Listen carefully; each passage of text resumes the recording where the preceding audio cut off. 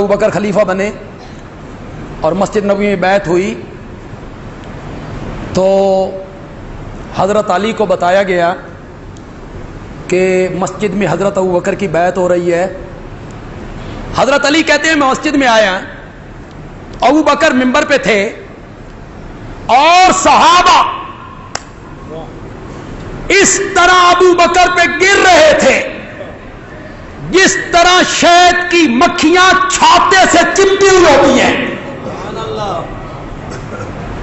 آگے بڑھ رہے تھے۔ پھر میں آگے بڑھا اور میں نے آپ کے ہاتھ پہ ہاتھ رکھا یہ کہتے ہوئے کہ جس ابو بکر کو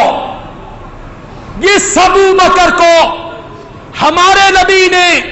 ہمارے دین کا امام بنایا تھا، علی اس کو دنیا کا بھی امام مانتا ہے، دنیا کا بھی امام۔